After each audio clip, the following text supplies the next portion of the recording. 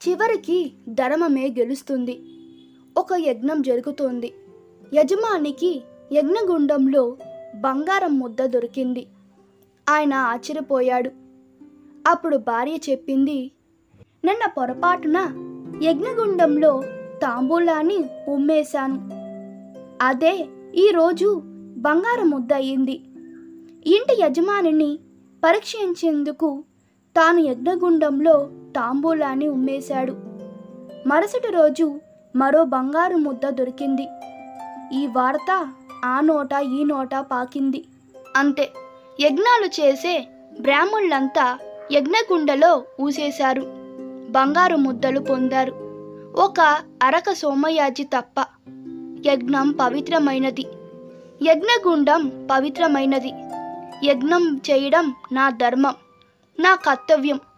బంగారు ముద్దలు వచ్చినా బ్రహ్మాండమే బద్దలైనా నేను అందులో ఉమ్మేసే ప్రసక్తే లేదు అన్నాడాయన. ఊరంతా ధనవంతులయ్యారు, ఒక అరక సోమయాజి తప్ప. ఆయన భార్యకు ఇది నచ్చలేదు. మనము ఉమ్మేద్దాం, బంగారం పొందుతామని నచ్చచెప్పింది. అరక సోమయాజి ససేమిరా అన్నాడు. చివరికి ఆమె కోపంతో పుట్టింటికి పయనమైంది. ఆమెకు నచ్చచెబుతూ అరక సోమయాజి కూడా ఆమె వెనకాలే వెళ్ళాడు. ఊరు పొలిమేర దాటాడలేదో ఊళ్ళో పెద్దగా గొడవలు మొదలయ్యాయి. బంగారం ముద్దల పేరిట కొట్టుకోవడం మొదలైంది. ఇల్లు కాలిపోతున్నాయి, మనుషులు చచ్చిపోతున్నారు. మొత్తం ఊరు బూడిదైపోయింది. ఒక్కరు మిగల్లేదు, అరక సోమయాజి ఆయన భార్య తప్ప.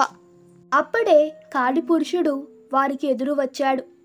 ఇన్నాళ్ళు నువ్వున్నావనే ఊరిని వదిలేశా.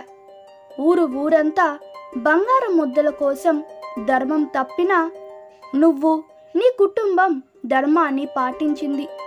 అందుకే నువ్వు ఊళ్ళో ఉన్నంతసేపు ఊరిని ముట్టుకోలేదు. నువ్వు ఊరు వదిలేయగానే నా పని నేను చేసి ధర్మహీనులను ధ్వంసం చేశాను అన్నాడు కాళీపురుషుడు. ధర్మం తప్పనివాడు ఎప్పుడు విజేత. ధర్మమాచరించే వారికి చిన్న చిన్న ఇబ్బందులు ఎదురు అయినప్పుడు అది చూసి కొందరు మూర్ఖులు నవ్వుతూ ఏలన చేస్తూ రాక్షసానందం పొందుతారు. కానీ చివరకు ధర్మమే గెలుస్తుంది. ఈ కథ మీకు నచ్చినట్లయితే మీ అభిప్రాయాలు కామెంట్లో తెలపండి. Please like, share and subscribe to my channel. Thank you.